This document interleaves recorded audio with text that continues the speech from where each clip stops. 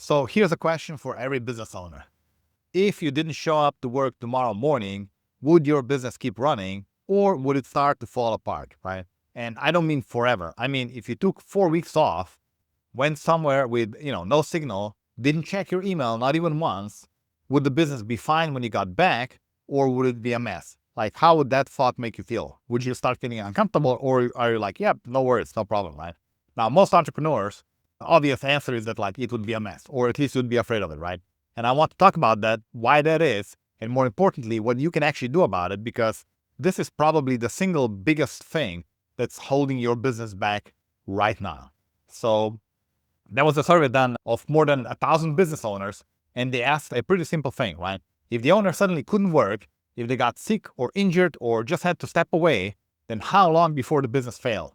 And in the average case, the answer was less than 30 days. 30 days, okay? So if you think about it for a second, you spend years building this thing, all the long nights, all the, long weekends, all the stress, all the money you put back in, all the family moments you missed. And it can all fall apart within a single month if you personally had an emergency, had to step back, or just got burned out or whatever, right? Now, I don't say that to scare you because that's not the point, but it's a real problem. And once you see a problem clearly, you can actually start to fix it because you don't want to have a thing that your family relies on that can fall apart within a month if you happen to have an emergency, right?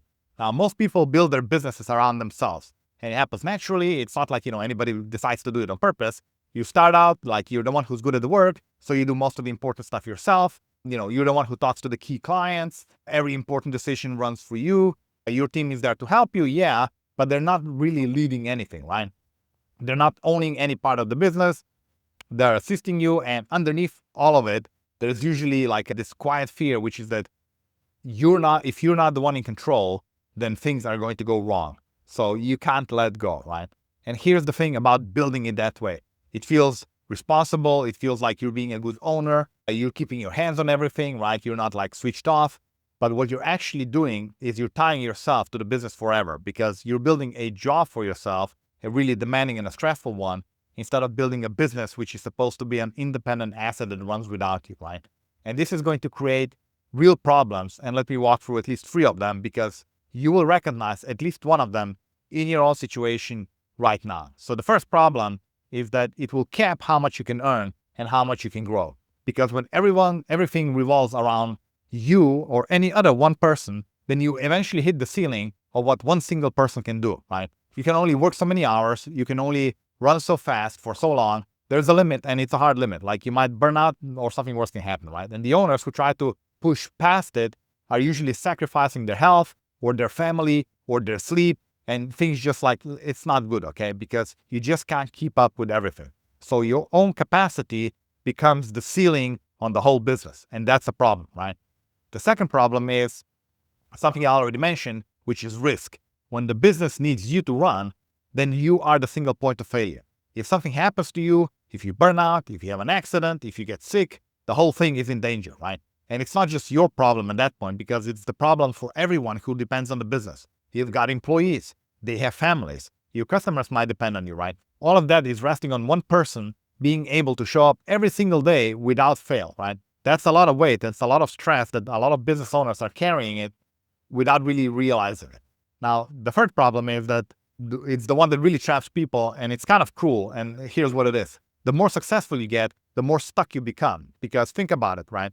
Normally, you'd expect that as your business grows, you get more freedom. But it works the opposite way if you build everything around yourself. Because the busier you get doing the actual work of the business, then the less time you have to step back and actually build the business. So you're so buried in doing the work that you can't work on the thing itself, right?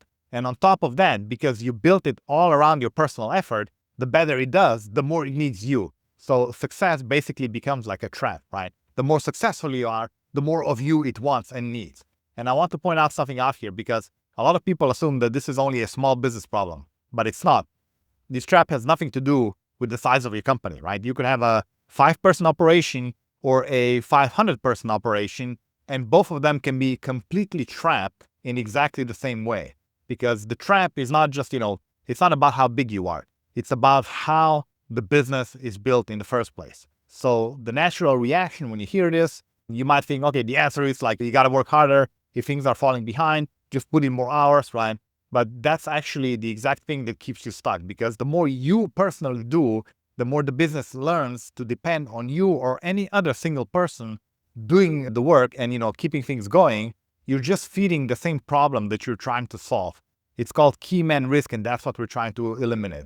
And the way out of it is the opposite. So instead of you producing more, you get the business to produce more, right? So the goals shift. It's not about you personally running faster. It's about building a business system that can do the work without you being in the middle of all the important things. And here's a simple version of it. The more you do, the more you have to do to keep going. But the more the business itself can do, then the less you have to do, right? That's really the whole idea. It's going to foolproof your business, and it's going to, take care of your health a lot better than you're probably doing right now. Now, this comes down to a mental shift that I think is the most important part of all this. Like right now, if you're like most business owners, then you see yourself as the producer of the business. You're the one driving the sales. You're the one doing the client work. You're the engine, right? And I want you to start seeing yourself instead as the builder of the business. You're building the machine that produces the work, right? Your real job isn't to be the person who does the work forever. Your real job is to build a business that can do all of that without you. You're building the machine. You are not the machine, right? Now, you're still going to be the producer for a while, and that's fine. I mean, in the early days, somebody has to do the work, and usually that's you, right? But you're only a temporary producer. You do it until you can build enough depth into the business that the business replaces you in that role, right? That's the shift. So you go from being the person the business cannot run without to being the person who built a business that runs without them, right? I hope that that's clear. You build the machine that runs without you. And I know this can feel like a, big and abstract thing. So let's give you a practical starting point, right? The first real move is just you have to decide. You have to make it a stated goal that you are building a business that doesn't need you to be there every day. And it sounds like simple, but really that will change everything, because it changes how you build from that point on. When you know that, where this is heading, you start making different decisions. Instead of just doing a task yourself because it's faster, you start asking, okay, how could you get this so that it works without you? That one question, asked over and over, applied to different parts of the business, will change your business completely. So here's something that a lot of business owners miss. You should tell your team about this goal. So don't just keep it in your head, right? Because when your team understands that you are building a business that doesn't depend on any one single person, then that's actually good news for them.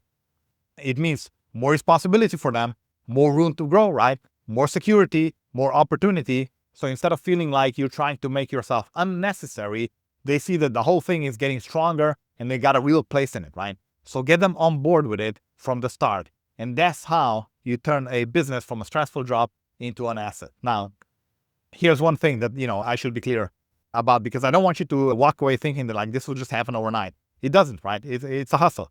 This is not a switch that you just flip on one afternoon and suddenly your business runs itself. If it would be that easy, then everybody would be doing it, right?